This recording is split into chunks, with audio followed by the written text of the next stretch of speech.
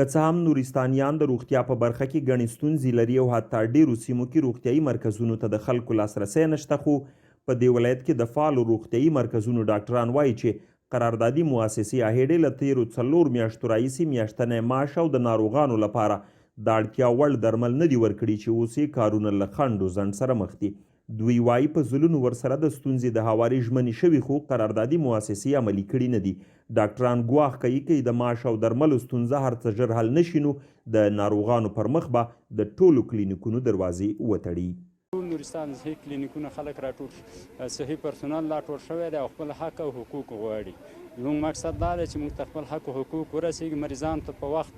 او زمان سره تداوي راسي. کوم ترمیمات او هغه چې موږ ضرورت لرو هغه نه اجرا کیږي، یا کوم شي ته چې ضرورت لرو په وخت او زمان سره نه اجرا کیږي.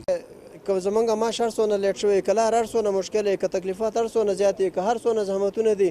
زمونږ ډاکټران خپل خدمت د شپې د ورځې وړاندې کوي. هیله مو همدغه ده چې ډاکټرانو ته د خپل حقوق په خپل وخت باندې ورکړل شي او هغه امکانات چې د یو کلینیک او د یو شفاخانې ضرورت هغه د موږ ته برابر کړی شي. د نورستان ولایتي شورا او ځایي اوسیدونکي هم روغتیایي مرکزونو ته د اسانتیا برابرولو برخه کې د اهیډ ادارې له هڅو ناخوښتې او غوښتنه کوي چې ولایتي او مرکزي چارواکي د ستونزه ورحل کړي. د شروع نه تر اوسه پورې هیڅ کار په نورستان ولایت کې خصوصا دغه کلینیکونو کې او د ډاکټرانو په برخه کې نور خپل مسؤلیتونو په اساس باندې چې څه مسؤلیت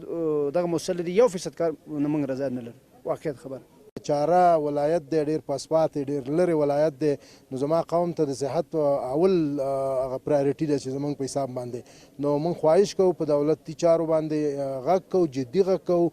په ولایتي اداره باندې او په حکومت مرکزي حکومت باندې ډاکټر صاحب اشرف غني باندې چې د دې خلکو بیچارهګانو چې هیڅ وسایل او سهولتونه نه لري دغه لږ نایسیس چې څه شی لري دې ته جدي توجه وکړي. خو د اهیډ مؤسسې چارواکي وایي چې نورستان ته د درملو او نورو اړینو توکو لیږد پیل شوی او تر 15 ورځو به د ډاکټرانو د معاشاتو ستونزه هم حل شي. دوی د مشکلاتو اصلي لامل د نورستان لرېوالی یادوي. ولایتي چارواکي وایي د ستونزې د هواري لپاره یې له ډاکټرانو 1 اونۍ وخت اخیستی او په مرکز کابل کې له لوړپوړو چارواکو په دې اړه مرسته غوښتې. یوازینۍ لاره حل لاره دا ده چې فقط خپله جلباب ولسمشر سفیر شریک هم بل لاره نشته، نو هغې ته خپله د خپل طریقه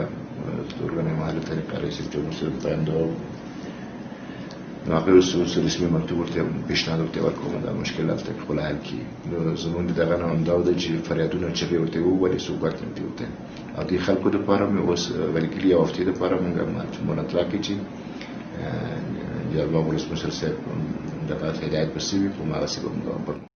چارواکو وویل په ټول نورستان کې 42 روغتیایي مرکزونه فعال دي چې د 37 هغو امکانات د عامې روغتیا وزارت په چوکاټ کې د اهیډ موسسې له لوري ورکول کیږي. هلال الدین عزیزیار، ژوندون راډیو ټلویزیون، ننګرهار.